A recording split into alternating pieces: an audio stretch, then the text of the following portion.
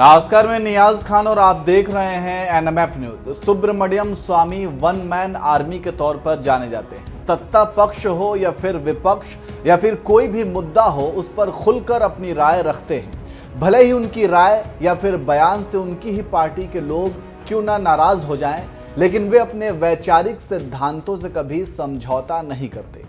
भारतीय अर्थव्यवस्था की बात हो या फिर चीन द्वारा सीमा पर गांव बसा लेने की बात हो या फिर बढ़ती डॉलर की कीमत की बात हो, इन सभी मुद्दों पर वे अपने ही बीजेपी सरकार को कटघरे में खड़ा कर चुके हैं। कौन उनसे नाराज होता है या फिर कौन खुश, इससे उन्हें कोई फर्क नहीं पड़ता। वे बस अपनी बेबाकी से बात रख देते हैं। अभी हाल ही में नेशनल हेराल्ड का मुद्दा गरमाया हुआ है। ईडी दफ्तर में कई दौर की पूछताछ सोनिया गांधी और राहुल गांधी से हो चुकी है। सारे कांग्रेसी सड़क पर उतर चुके हैं और इस पूछताछ का विरोध कर रहे हैं।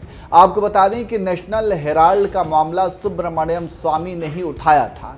उसके बाद ये मीडिया के जरिए पूरे देश में फैल गया और राजनीति भी शुरू हो गई। इसी नेशनल हेराल्ड के मुद्दे पर दैनिक भास्कर अखबार ने सुब्रमण्यम स्वामी से बातचीत की तो स्वामी ने कई और खुलासे कर दिए और यहां तक कह दिया कि सोनिया और राहुल दोनों ही जेल जाएंगे। चलिए सुब्रमण्यम स्वामी के साथ बातचीत के कुछ अंश से आपको रूबरू करा देते हैं।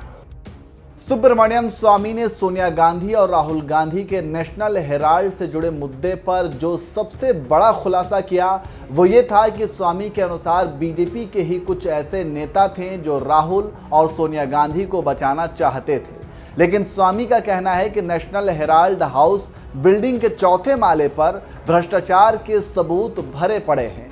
इसके अलावा जब उनसे पूछा गया कि बीजेपी प्रवक्ता कहते हैं कि ये सब बीजेपी ने किया है, मतलब नेशनल हेराल्ड के मुद्दे को बीजेपी ने उठाया है, तब स्वामी ने जवाब दिया कि जब मैं ये सारी मेहनत कर रहा था तब ऐशो आराम कर रहे थे।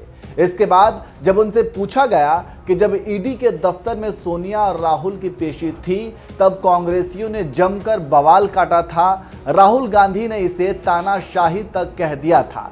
इस पर स्वामी ने एक लाइन में जवाब दिया कि वो अपराधी हैं। इस पर उनसे सवाल पूछा गया कि अपराधी तो तब होंगे जब साबित होगा, फिलहाल तो आरोपी है ना।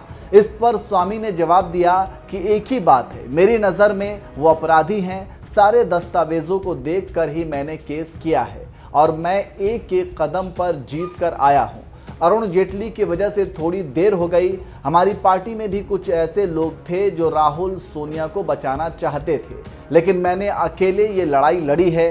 ईडी और इनकम टैक्स मेरे कहने से इस केस में आई हैं। इसमें सरकार का कोई क्रेडिट नहीं है।